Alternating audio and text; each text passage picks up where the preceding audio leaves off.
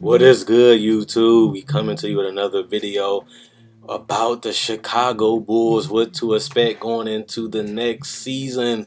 This team has a lot of animosity because they let go of Derrick Rose and Joakim Noah last year. This year, last season, they was able to trade Jimmy Butler, one of the top 15 players in the league, a guy with a lot of confidence, a lot of skills, one of the best wing defenders and one of the best players in the league in general. And he's clutch and he's not scared of the big moment.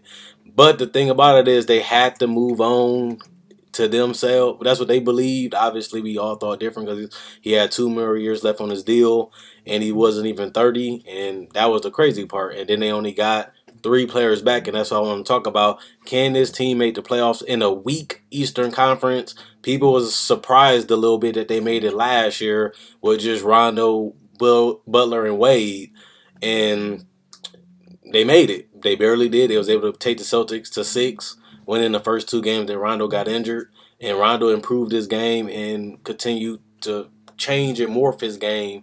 But now it's a new season. They got a new point guard, Cameron Payne. The unfortunate part about him, he fractured his foot. I was looking forward to seeing how he was going to play because he was probably going to get some real minutes this season since they gutted the roster a little bit.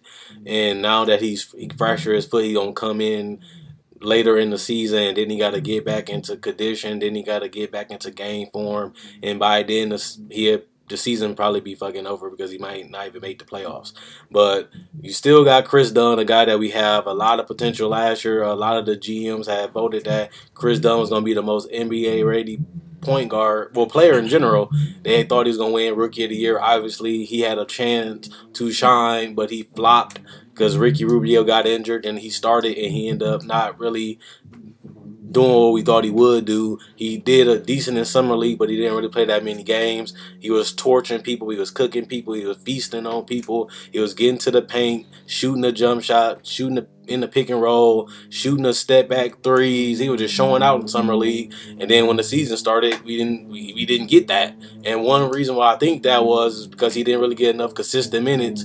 Plus, he was playing with a hard-nosed coach that don't allow you to really make as many mistakes because he's focused on winning, and that's what you want from a coach. But when you have a young team and a younger player, you got to allow them to make their mistakes while still learning the game and still develop. And now he's already on to his next team after 1 season, and this guy he can play. He can get to the paint. He can play make when he wants to. He's a solid defender. He got length. He got size for the position. He can rebound the basketball at the point guard position, and he can get out in transition and make some exciting plays.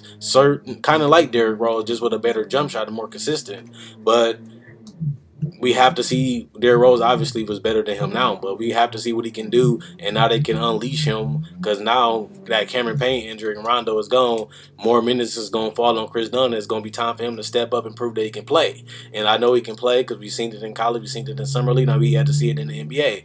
And with that being said, I want to see what he can do, and I want to see that confidence, I want to see that swagger, and I want to see that takeover mentality, and I want him to play his game and show the world what he can do, and that's all he has to do. Let's talk about Dwayne Wade, a guy that they said they might buy out, a guy that they say they might trade. He's older, so it's going to be harder to trade him, but he's still worth it depending on what team he goes, because he still can put up points, he still can handle the ball, he still can take over 4 quarters in parts, and sometimes he can even close games still. And on top of that, he still can play at a semi-all-star level depending on who you're going against and how much energy he exerts. And he's still a solid defender, so you're not going to lose that much. The problem is you're paying him $24 million, and he might cut into Zach LaVine minutes. I want them to keep Dwayne Wade to teach Zach LaVine some moves, to teach him how to show his powers, because Zach LaVine almost averaged 20 points last year, but he got injured and then he ended up dropping down to 19 because he had a couple bad games.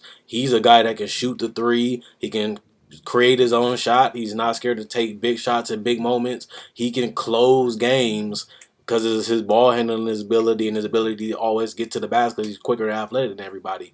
And then he can shoot the ball even if he comes off the screen, and he can get out in transition. Just imagine having a transition with Chris Dunn and Zach LaVine running the transition, lobs, dunks, free throws, threes, and it's going to be crazy. The crossovers.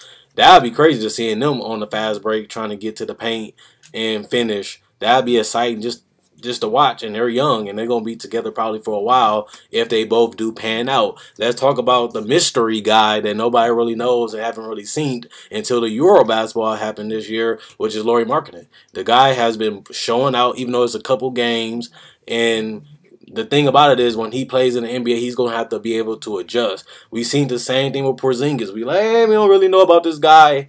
And he ended up showing us a decent, not a crazy rookie season, but a productive rookie season. And that's what he's doing right now. And he's playing against good competition, not NBA competition, but it's still competition, and he's showing consistency in these games, and he's showing that he can get a shot, and he can score, and he can put the ball on the floor, and on top of that, he can stretch the floor, and that's the thing you need when you got two ball handlers like Dwayne Wade, like Zach LaVine, like Chris Dunn, that needs the paint to be open, and then you can always dump it down to Robin Lopez, get a floater, a jump shot, or a dunk, or even a free throw, because he's a solid free throw shooter for a big man in Robin Lopez. So I like what this team can do.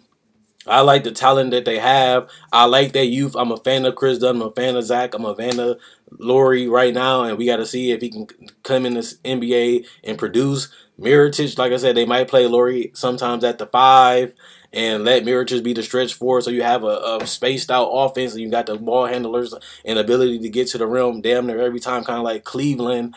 And you can also just put them back at the 4 and put Robin at the 5 and have some length and be able to switch a little bit. And Robin Lopez can post up in the paint and get some shots off. So I like this Chicago Bulls team. They versatile. Like I said, they can go big, they can go small, they can switch, and they can punish switches with Robin Lopez. So this team don't sleep on it. Like I said, people slept on them last year. This team is mediocre to trash. Obviously, they didn't have a high seed, but they still was able to win enough games to make it. And like I said in the beginning of the video, the East is now weaker. So you can go against bad teams a lot in the East, and you can just win those.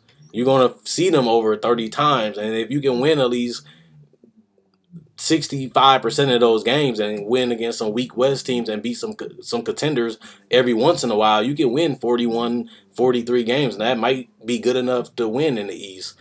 I mean, get a playoff spot in the East. So just think about that this team could be scary. I'm not scary. This team could be creepy. You might not think it's going to be good, but they have a lot of players that want to show what they can do. They got a lot of players that got a chip on their shoulder, and they got a lot of players that want to play for contracts, like Nikola Mirotic, that they're going to be coming in this season looking to prove themselves, and that can help this team win. It hurt, though, because they won't get a high draft pick, but it helped because they develop in their chemistry, and they'll learn who they can depend on.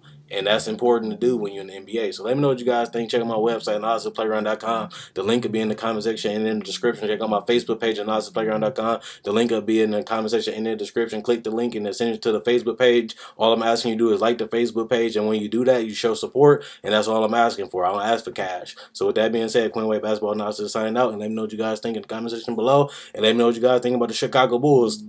Playoff team bust. They got ripped off in the trade. We'll see in the future. We can't judge it right now because they still on the contract. They still on the team, and a lot of them, like Zach LaVine, is still coming off injury. So this could be a 2, 3, 4, 5 year thing where it can turn out that they won the trade, or it can turn out that they lost the trade, depending on the success of the Wolves and the Bulls. So let me know what you guys think.